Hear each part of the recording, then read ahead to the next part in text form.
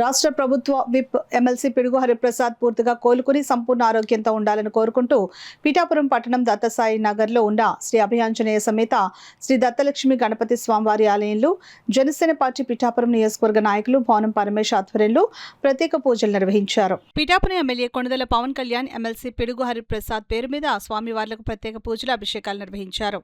అలాగే వారి పేరున మృత్యుంజయ దత్త హోమాలు నిర్వహించారు.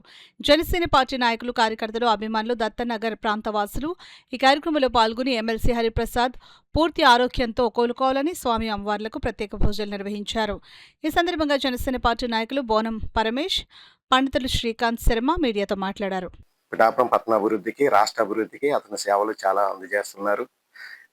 అదే కాకుండా మా ఎస్సీజెడ్ రైతులు పవన్ కళ్యాణ్ గారి ఆదేశాల మేరకు శాసన మండలిలోని ఎస్సీజెడ్ల భూమి విషయంలో ఆయన మాట్లాడి రైతులకి భూమి రిజిస్ట్రేషన్ చేసేలాగా చేశారు. అది దాంతో ఆ రైతు కుటుంబాలు ఎంతో ఆనందం, చాలా సంతోషంగా ఉన్నారు.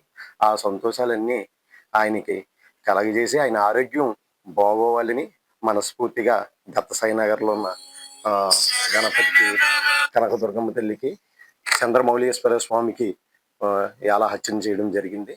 ఆయన పూర్తి ఆరోగ్యంతో ఉండాలని ఆ భగవంతుని మా దత్తసాయి నగర్ తరపున, మా రైతుల తరపున, నియోజకవర్గానికి ఎమ్మెల్సీ అయినటువంటి శ్రీ పిడుగు హరిప్రసాద్ గారికి వారి యొక్క అనారోగ్య పరిస్థితుల కారణంగా భగవంతుడి యొక్క అనుగ్రహంతో లక్ష్మీ గణపతి స్వామివారు, ఉమా చంద్రమౌళీశ్వరుడు, కార్యసిద్ధి కనకదుర్గాంబిక వారిని ఆశీర్వదించి క్షిప్రమంగా శరీర ఆరోగ్యతను కలుగజేసి మన యొక్క నియోజకవర్గ అభివృద్ధిని మరింత ముందుకు తీసుకువెళ్ళేటువంటి ఆరోగ్య మహాభాగ్యాలని ఆ యొక్క దేవతలందరూ కూడా వారికి సంపూర్ణంగా అందించి శరీర ఆరోగ్యత కలిగి శతవర్షం సుఖజీవనం సిద్ధించాలని చెప్పి ఈ రోజున శ్రావణ మాసం షష్ఠి మంగళవారాన్ని పురస్కరించుకొని భక్తి శ్రద్ధలతో స్వామివార్లకి అభిషేకము, విశేష అర్చన చేయడం జరిగింది.